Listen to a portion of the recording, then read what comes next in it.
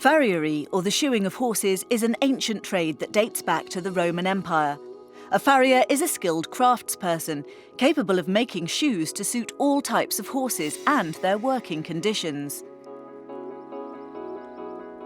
The farrier must learn how to become a forger, a welder, a toolmaker and a shoemaker, as well as having the knowledge to diagnose and treat lameness. The process of making and nailing on shoes hasn't changed for centuries, but modern-day farriers have a greater understanding of the horse's anatomy and the different shoeing requirements for the varying equine disciplines. In England, a fellowship of farriers was set up in 1356, and since 1890, farriers have been required to train and pass exams to be able to practice professionally.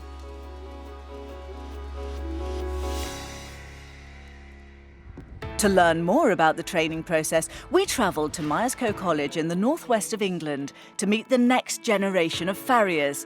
Alan Worthington is a senior tutor at the college. It is very important you have an interest in horses. It's certainly not a job you could do, without that interest. And it is a career or lifestyle more than a 9-to-5 job, without a doubt. So of all the farriers in the UK, approved training farriers have done an extra qualification to specifically gear themselves up to training. You then become an indentured apprentice and he will send you to one of the colleges for your block release.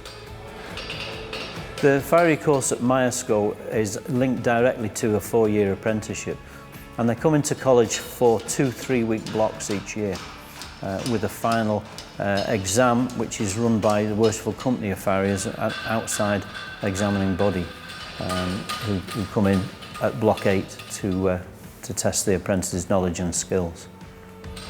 Whilst at Myerscough, the apprentices partake in both theory and practical sessions. The colleges cover theory to quite an in-depth level. We cover whole horse anatomy, including heart, lungs, spine, nervous system, to a sort of overall view, in depth of the lower limb, particularly to veterinary level. If you don't understand the surrounding anatomy to that specific part of the anatomy, you would not be able to correct it or help the horse. This morning we were going over shoeing styles and shoe types, so whatever the horse is doing for work. The practical session this afternoon will link directly to this morning's session. We'll do a demonstration just showing part of the shoemaking process. They will then go away and have a go at that process. We will supervise them and help them. On our trip to Myerscough, there was a new intake of apprentices who've recently joined the college for their first block of study. I've had horses ever since I was tiny. My family's grown up with horses. I currently have 3. I've been in touch with blacksmiths ever since I was about 15 and competing in blacksmithing competitions, and so I just kind of put 2 and 2 together and decided to go with Farrier. It's always what I've wanted to do. I've never changed my mind at all. Since I was young, it's always what I've wanted to do, yeah. You learn a lot in that anatomy and stuff like that, and like bones and tendons and ligaments and stuff like that in the foot. Like, so if you're speaking to a vet, like to do a remedial job or anything like that, you know exactly what they're talking about. There's not as many girls here, but we all get treated equally. We're all completely have equal odds of passing. I find it as easy as they do. I don't find it any more difficult than they do, and it's just one of those things, you just got to have the will to do it.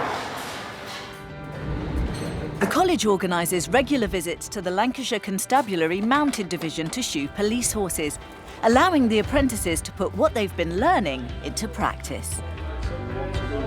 We've been a mounted branch for 104 years now. We have 21 horses, we have 15 officers and 2 sergeants. Basically, day in, day out, they go out on patrol, they do high visibility patrol in areas where of crime, disorder, help with antisocial behaviour. The relationship between the police stables and college started really when I used to shoe for the police stables. Then when college offered me the full-time employment, they took over the contract for the police stables, enabling all apprentices to go And it does give the apprentices a sort of taste of normality or back to reality. We can get a horse in at 3 or 4 and they stay with us to 18, 22 years of age, but without good farrier and good shoes, they won't last anywhere near.